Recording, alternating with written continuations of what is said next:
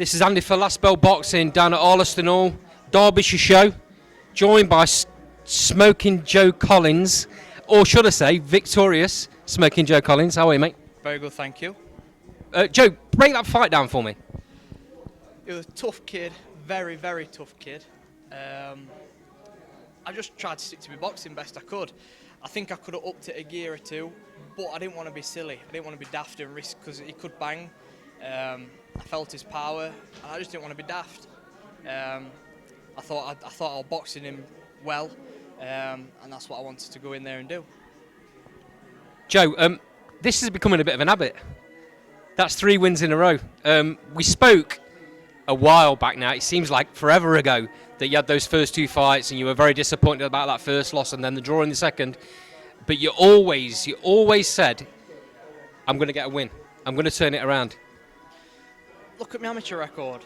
It was awful. It was awful. But what's the point in giving up and quitting? You've got to just keep going and going and going until you make good. And I think I've done that this year. I've had 3 fights this year, 3 wins. And from the very start, when I first turned pro, 20-year-old, I'm 22 now, and it's like, you're not going to be a world beater straight away. I'm not going to be a Mike Tyson winning a world title at 20 years old. Do you know what I mean? You've got to keep improving, and I keep saying it every fight, and I keep thinking I'm doing it every fight. I keep improving every fight, and I've just really enjoyed it. I wasn't nervous, and I just love the whole thing, and I just want to thank everyone for turning on. Personally, I think that's your best performance to date. I thought the pressure you were putting on the whole fight, you didn't stop as well. For the 4 rounds, you didn't stop. You didn't back off once. You didn't take a breather once.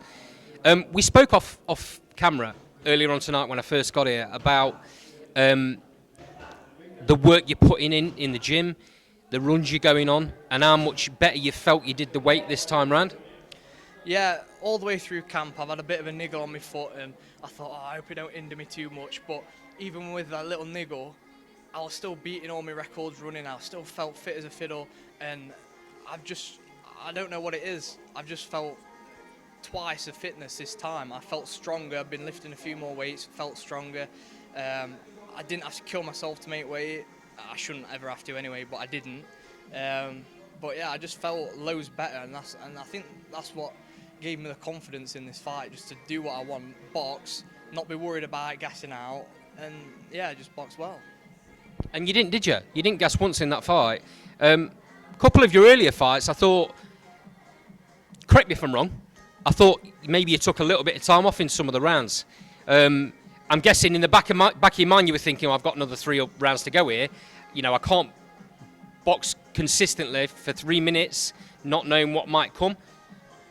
There was none of that tonight. You boxed for 3 minutes every round. Yeah, I think, especially when I fought people like Edgar and Van Pooch in my first and second fight, that's what I felt like. I didn't want to, blow myself out too much, and that's why I kind of had a round off or had a breather in a round. But I thought I could just keep working and working and working, and that's what it is. That's when you're training hard in the gym and you're eating right and you've got the right nutrition. You can do that, and that's what gave me the confidence.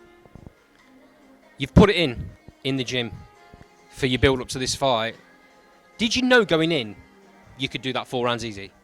Yeah, in my heart I did. You always have that little thing like, oh, what's gonna happen? But I just felt good. I just felt good, and I don't know what it was, but I just trained really hard, and I thought, yeah, it's paid off. How long before we step up to 6? I'll have a chat with Jason, see what he has to say. But it will not be till next year I'll be fighting again now, I don't think, unless I get a phone call.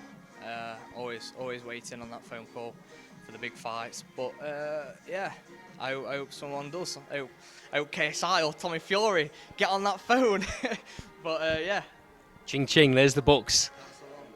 I don't think I'm being over dramatic here. There were shades of namesake Smokin Joe Frazier in there with them body shots.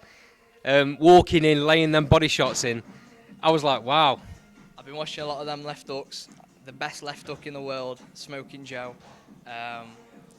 Yeah, John kept telling me in the corner, double it up, and it's harder when you're in there to double it up. But I kept trying to do what he said, and I caught him with a good left hook to the body and then a right hand over the top, and I thought, how's that not rocked him? He's made of iron, but he's a very tough lad, very, very tough lad. And yeah.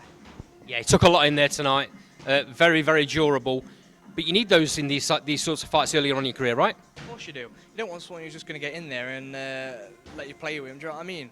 And I think I didn't play with him. I just overpowered him. And my hats off to him. Good opponent, but I just think I was a better man on the night. Joe, thanks for talking to us. Always Last Bell Boxing will follow you going forward, mate. Really appreciate your time. Go and enjoy your fans. We'll see you soon. Thank you very much for the support.